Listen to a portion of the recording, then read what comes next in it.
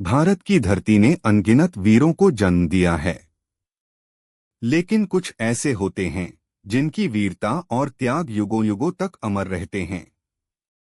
आज हम सुनने जा रहे हैं ऐसे ही महान योद्धा की गाथा, महाराणा प्रताप की। 9 मई 1540, कुंभलगढ़ दुर्ग। यहीं हुआ था उस वीर का जन्म जिसने आगे चलकर अपने स्वाभिमान और स्वतंत्रता के लिए पूरी जिंदगी संघर्ष किया। राजकुमार प्रताप बचपन से ही निर्भीक थे। तलवारबाजी और घुड़सवारी उनकी सबसे बड़ी पहचान थी। समय बीतता गया और दिल्ली का सम्राट अकबर पूरे भारत पर अपना आधिपत्य जमाने लगा।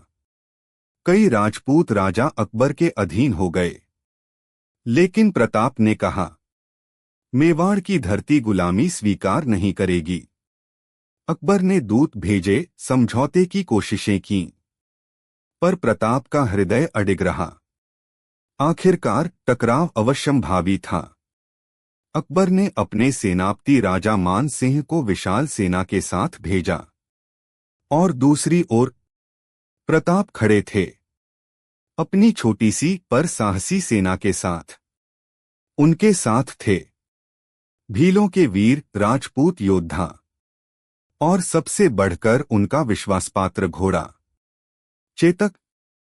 18 जून 1576, अरावली की गोद में बसा हल्दी घाटी। यहीं भिड़ी दो सेनाएं।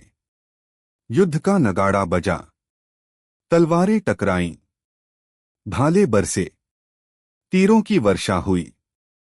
महाराणा प्रताप चेतक पर सवार होकर रणभूमि में सबसे आगे बढ़े। उनकी दहाड़ सुनकर दुश्मनों के हौसले कांप उठे।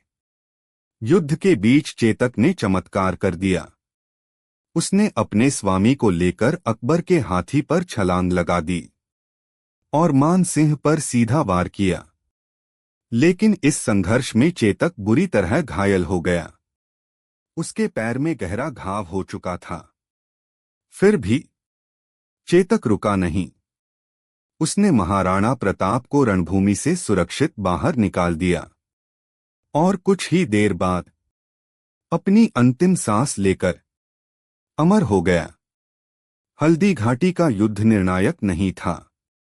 अकबर की सेना बड़ी थी। महाराणा प्रताप का जीवन हमें यह सिखाता है कि स्वाभिमान और स्वतंत्रता सबसे बड़ा धन है।